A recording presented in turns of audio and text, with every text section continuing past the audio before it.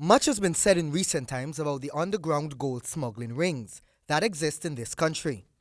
President Granger had stated that it's an old issue, and he had laid out some strategies geared towards ending this growing illegality, including efforts to create an unbribable civil service and tougher law enforcement. The racket has implicated businessmen, licensed gold exporters, and key personnel functioning at the various airports. Reports indicate that thousands of ounces of gold are leaving our shores every week, and not all of it is being declared to the Gold Board. There are too many reports of illicit activity.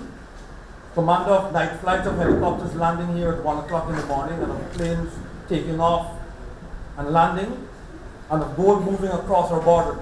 That was Minister of Governance Raphael Trotman speaking at the opening of the Gold Board in Baitika. He was at the time highlighting the many known features of this underworld scheme, which is denting the economy. Trotman said since key players are involved, there will also be a review of even those licensed to deal in gold. We wish to assess the number of licensed gold dealers and exporters, to weigh and to measure them. Just as we weigh and measure gold, we're going to weigh and measure those who are given the privilege to act as agents on behalf of the Guyana Gold Board. Inquiring, for example, how much gold are they declaring? The governance minister said gold declaration should be reflective of the incentives government is offering to miners, making reference to the recent tax concessions on fuel and equipment.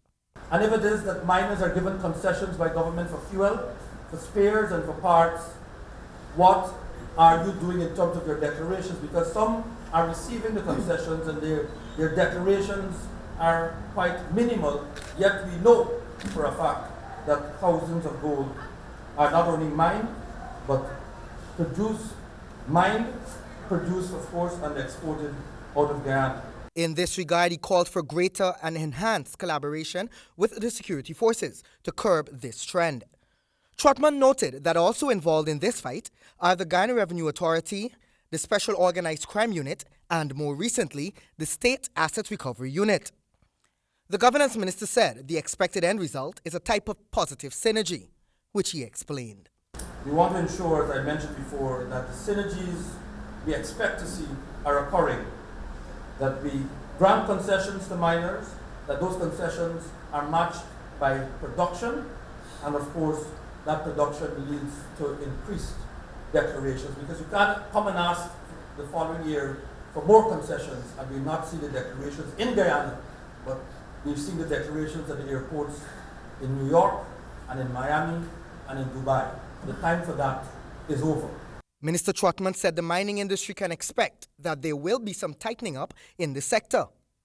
Authorities in the U.S., like President Granger, have highlighted that the situation is more than just gold smuggling, but involves money laundering. It is estimated that between 10,000 to 15,000 ounces of gold per week is being smuggled out via the Ogle and Cheddi-Jagan international airports. Other reports indicate that more is being taken to Suriname and Brazil via the borders at Corentyne and Lethem. For HGP Nightly News, Kingsley Bryan.